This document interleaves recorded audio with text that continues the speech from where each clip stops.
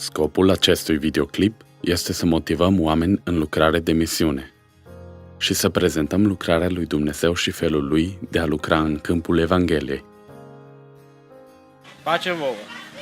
Helping Hands este un proiect misionar care are ca și scop vestirea Evangheliei în India și Nepal prin proiecte medicale și educaționale. De asemenea, ne implicăm și prin ridicarea de construcții, biserică-casă, care dă posibilitatea unei familii să stea acolo și în același timp ca să slujească în locul acela printr-o biserică. Proiectul a luat ființă în anul 2011, când am mers prima dată în cercetare în India, ca să vedem în ce mod ne putem implica acolo.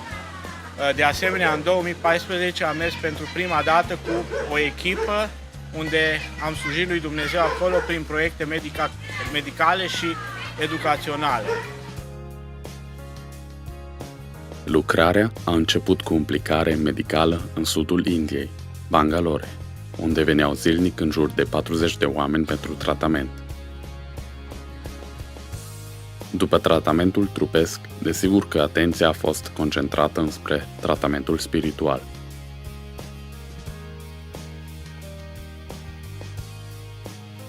Importanța pregătirii spirituale este strict necesară pentru a putea fi eficient în lucrare. De atunci Dumnezeu ne-a deschis uși să vestim Evanghelia prin diferite proiecte pe termen lung și pe termen scurt. Nu după mult timp, Dumnezeu ne-a deschis ușa să mergem în Nepal, unde rata creștinilor este la 1,4% din populația țării, care este 30 de milioane de oameni.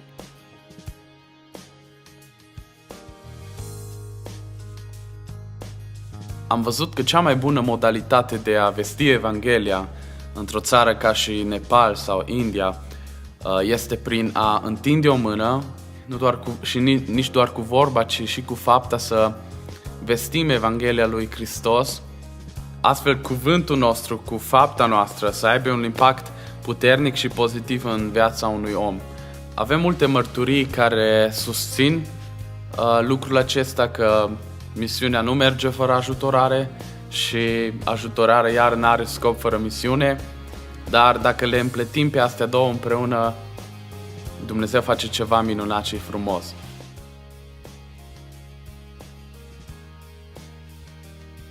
Am ajuns în misiune printr-o prietenă de-a mea. Prietena mea cea mai bună, ea merge acolo și de la ea mi-a povestit foarte mult despre echipa Helping Hands și de la ea am aflat de misiunea asta.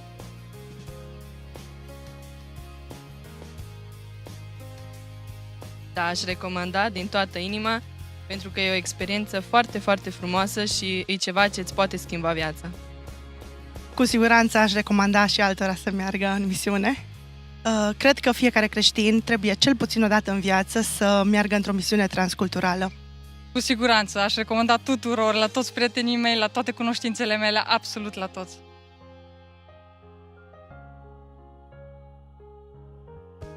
Mi-a plăcut cel mai mult programele care le făceam dimineața, slujba care o aveam cu cei de acolo și țara în care am fost. Mi-a plăcut părtășia care am avut-o cu echipa cu care am mers în misiune și mi-a plăcut inima fiecăruia din echipă și faptul că dragostea lui Dumnezeu se arată tuturor oamenilor. Nu cred că pot să zic că e ceva anumit ce mi-a plăcut, totul mi-a plăcut, absolut tot. M-a marcat cel mai tare distanța care e în țările alea de Dumnezeu și diferența din Europa și Asia.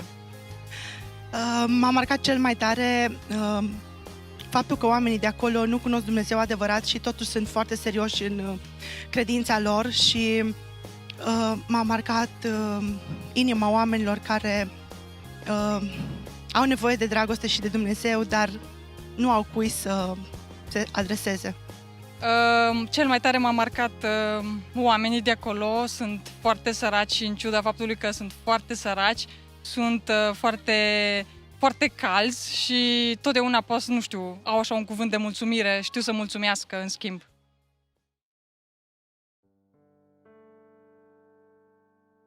M-a învățat că am mai mult decât am nevoie și că sunt foarte binecuvântată, că trăiesc într-o țară atât de liberă și m-a învățat că să fiu mulțumitoare pentru tot ce am. M-a învățat să am o inimă mulțumitoare și mi-a dat o mare iubire pentru oameni, pentru toți oamenii. Wow, asta e foarte bună întrebare. Ce să zic? Nu știu, m-a schimbat total. Adică pot să zic că am o inimă pot să dăruiesc mult mai mult acum. N-am fost învățată cu oameni, adică să merg prin misiune și așa, dar pot să zic că mă bucur foarte mult că am mers și da. De multe ori, ca și creștini, avem simpatie față de oamenii din jurul nostru și ne gândim cât de bine este că am crescut într-o țară binecuvântată, ce bine că nu suferim cum suferă alții și totuși parcă simpatia noastră nu este îndeajuns.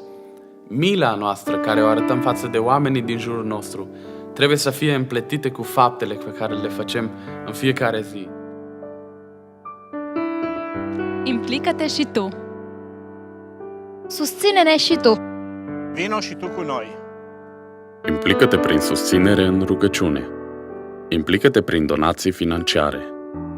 Implică-te prin timpul tău și vino cu noi.